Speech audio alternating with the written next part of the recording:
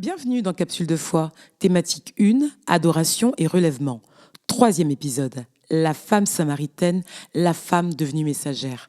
Vous trouverez cette histoire dans le livre de Jean, chapitre 4, à partir du verset 1. Il était environ midi, le soleil frappait fort. À cette heure-là, normalement, personne ne venait puiser de l'eau. Mais une femme, marquée par la honte et les regards accusateurs, choisissait exprès ce moment pour éviter les autres. Elle portait le poids de son histoire, 5 maris et un 6e homme qui n'était pas le sien. Elle vivait en marge, rejetée, isolée. Mais ce jour-là, quelqu'un l'attendait au puits. Pas n'importe qui, Jésus. « Donne-moi à boire, lui dit-il. » Surprise, elle répliqua. « Toi, un juif, tu me demandes à boire à moi, une samaritaine ?» Le dialogue s'ouvrit. Doucement, Jésus mit en lumière les blessures de sa vie. Mais au lieu de la condamner, il lui révéla une promesse. « Si tu connaissais le don de Dieu et qui est celui qui te dit « Donne-moi à boire », tu lui aurais toi-même demandé à boire et il t'aurait donné de l'eau vive. « Seigneur, lui dit la femme, tu n'as rien pour puiser et le puits est profond.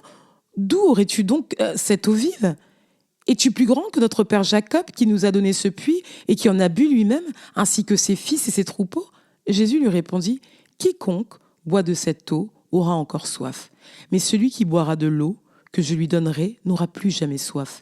Et l'eau que je lui donnerai deviendra en lui une source d'eau qui jaillira jusque dans la vie éternelle. » Cette femme qui n'était venue que pour chercher de l'eau a rencontré la source véritable. Elle est passée de la honte à l'adoration. Elle a découvert que Dieu cherche des adorateurs, non pas dans les lieux, mais en esprit et en vérité. Alors, laissant sa cruche derrière elle, elle courut vers la ville. Elle, qui se cachait, se mit à proclamer « Venez voir un homme qui m'a dit tout ce que j'ai fait. » Voilà la puissance de l'adoration. Elle change une femme rejetée en témoin courageuse. Elle transforme l'isolement en mission. Quand Jésus rencontre un cœur, il ne te laisse pas dans la honte. Il fait de ton histoire un message qui relève les autres.